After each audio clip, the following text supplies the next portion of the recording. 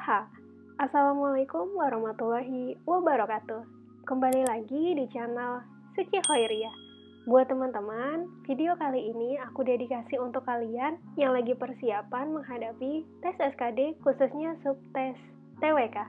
Oke, kita langsung aja ya ke pembahasan soal yang pertama. Stay tune! Di materi kali ini, pembahasan kita terkait demokrasi di Indonesia, di mana ada dua agenda. Yang pertama, kita akan membahas soal-soal terkait demokrasi di Indonesia. Dan setelah kita bahas soalnya, kita juga akan ada ringkasan materi terkait demokrasi di Indonesia. Oke, kita mulai dari soal yang pertama. Di soal materi demokrasi di Indonesia yang pertama, di sini ada pembahasan atau soalnya, yaitu bentuk pemerintahan ideal yang dipimpin oleh sejumlah orang cendekia dan sesuai dengan pikiran keadilan, dinamakan ... Kalau dari sini ada 5 pilihan jawaban. Yang pertama atau yang A, tirani, B, monarki, C, oligarki, D, demokrasi, dan E, aristokrasi. Nah, teman-teman, kalian boleh sambil jawab ya untuk jawabannya. Dari sini, kalau dilihat dari kata kuncinya, ada terkait cendekia. Dan juga kata kunci kedua, sejumlah orang. Nah, dari situ kita bisa pilih, kalau memang kalian belum tahu, kalian boleh sambil Google di internet aja. Dan jawabannya adalah aristokrasi. Kenapa? Kita akan langsung ke jawabannya dan pembahasannya. Dari soal demokrasi Indonesia yang pertama, jika monarki dan tirani itu dipegang oleh satu orang, berbeda dengan aristokrasi yang dipegang oleh beberapa orang. Nah, dari sini udah jelas ya, tadi sesuai banget sama pertanyaan yang ada di nomor 1, dipegang oleh beberapa orang. Dan orang-orang tersebut memiliki peranan penting seperti halnya kaum cendekiawan. Oke, udah matching banget sama soalnya, jadi jelas jawabannya adalah aristokrasi. Untuk jawabannya, sumbernya dari Ruang Guru. Sekarang, kita lanjut ke pertanyaan kedua, atau soal kedua. Oke, kita mulai ke soal yang kedua, soal demokrasi Indonesia. Pemilu pertama pada tahun 1955 digunakan untuk memilih ...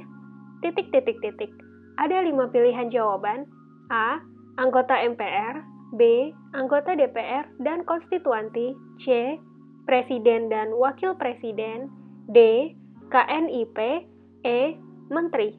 Oke teman-teman, boleh sambil jawab ya. Dan aku udah tahu jawabannya. Untuk jawabannya adalah B, anggota DPR dan konstituanti. Di mana pembahasannya adalah tahap pertama adalah pemilu untuk memilih anggota DPR. Nah, di sini udah aku highlight ya untuk jawabannya, anggota DPR. Tahap ini diselenggarakan pada tanggal 29 September 1955 yang diikuti oleh 29 partai politik dan individu. Kemudian, di tahun yang sama ada tahap kedua, yaitu pemilu untuk memilih anggota konstituanti. Di sini diselenggarakan pada tanggal 15 Desember 1955. Sudah di-highlight juga ya teman-teman, jadi ada anggota DPR dan anggota konstituanti. Jadi, jawabannya jelas. B, anggota DPR dan konstituanti. Dan sumber jawabannya aku ambil dari KPU Kabupaten Tasikmalaya. Wow, gak kerasa kita udah sampai di soal demokrasi Indonesia yang ketiga. Di sini untuk pertanyaannya adalah hak kewarganegaraan yang diperoleh seseorang atau individu berdasarkan kewarganegaraan ayah dan ibu biologisnya disebut ... Di sini ada 5 pilihan jawaban. A, ius soli, B, ius sanguinis, C, stem cell aktif, D, stem cell pasif, E, repudiasi. Kalau dari sini, aku harap teman-teman juga sambil jawab ya. Dan aku udah tahu jawabannya lagi. Untuk pilihan jawabannya atau jawaban yang benar, yaitu B, ius sanguinis. Nah, pembahasannya kita cek. Ius sanguinis atau jus sanguinis di sini bahasa Latin untuk asas keturunan, hak untuk darah atau pertalian darah, yaitu penentuan kewarganegaraan berdasarkan pertalian darah atau keturunan.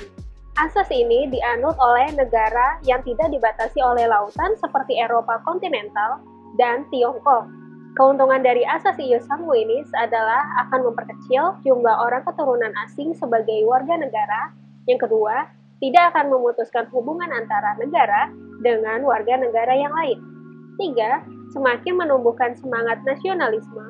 Dan bagi negara daratan seperti Tiongkok yang tidak menetap pada suatu negara tertentu, tetapi keturunan tetap sebagai warga negaranya meskipun lahir di tempat lain atau negara tetangga. Nah, untuk jawaban kali ini aku ambil dari sumbernya yaitu Wikipedia. Yeay! Gak kerasa banget, sekarang udah sampai di tahapan ringkasan. Dari ringkasan demokrasi ini, aku ngambil 4 action. Oke, kita langsung ke action yang pertama ya, atau action 1. Untuk action 1 ini, aku lebih memilih atau mungkin aku bikin ringkasannya terkait asas kewarganegaraan, di mana asas kewarganegaraan ini ada 2, yaitu ada asas ius soli dan ada asas ius sanguinis. Nah, kalian bisa pelajarin lebih lanjut ya. Dan untuk action kedua, di sini ada bentuk pemerintahan, di mana yang kita tahu bentuk pemerintahan ada 6. Di sini aku cuma masukin 6 aja. Kalau kalian mau menghafalin atau mungkin mau pelajarin lebih banyak, boleh, nggak masalah, karena aku cuma masukin dan cuma nyantumin 6, karena yang menurut aku ini sering ketemu atau sering keluar. Terkait apa aja, ada monarki, tirani, aristokrasi, oligarki, demokrasi, dan oklokrasi. Oke, kita ke action yang ketiga. Action yang ketiga ada bentuk demokrasi, di mana dari bentuk demokrasi ini ada 3 klasifikasinya. Kalau menurut aku, lagi-lagi ini pemahaman aku ya. Yang pertama, dari klasifikasi cara penyaluran kehendak. Ada melalui demokrasi langsung dan demokrasi tidak langsung. Untuk klasifikasi yang kedua, dari paham yang dianut, di mana bentuk demokrasi ada yang bentuknya demokrasi liberal, ada demokrasi komunis, dan demokrasi gabungan. Dan juga dari klasifikasi yang ketiga terkait demokrasi modern, di sini ada 3 juga. Ada demokrasi parlementer, ada demokrasi dengan pemisahan kekuasaan, dan ada demokrasi referendum. Dan untuk action yang keempat atau action yang terakhir menurut aku dari demokrasi Indonesia, yakni sistem demokrasi di Indonesia, di mana di sini ada 5 tahapan.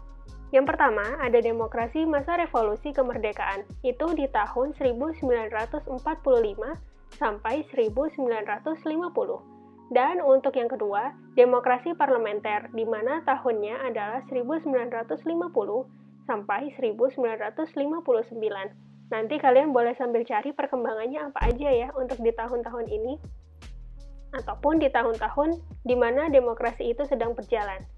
Yang ketiga, demokrasi terpimpin, di mana di sini tahunnya adalah 1959 sampai 1965. Yang keempat, demokrasi Orde Baru. Di sini aku nggak cantumin tahunnya karena aku pengen kalian lihat dan juga jadi PR untuk kalian kira-kira itu di tahun berapa sampai dengan tahun berapa. Dan yang kelima, demokrasi masa reformasi. Di sini adalah tahun 1998 sampai dengan sekarang. Nah, kalian please pelajarin juga perkembangannya apa aja dan apa aja yang terjadi di tahun-tahun itu selama demokrasi yang ada di sistem-sistem tersebut. Aku harap kalian bisa pelajarin lebih lanjut ya. Gak kerasa, kita udah sampai di sesi akhir. Aku harap kalian bisa like karena terbantu dari nonton video ini. Dan juga komen, misal kalian ada pertanyaan. Oh iya, kalian bisa share video ini sebanyak-banyaknya ke saudara, teman, atau orang-orang di sekitar kalian. Karena bisa jadi mereka butuh info ini dan jadi amal juga untuk kalian. And don't forget to subscribe Suci Hoiriah, karena subscribe itu gratis. Dan hidupin juga loncengnya, biar kalian dapat update info-info terbaru, video-video terbaru dari channel ini. Oke, semoga bermanfaat ya. Follow juga IG aku, @sucihoiriah. Have a great weekend, and see ya!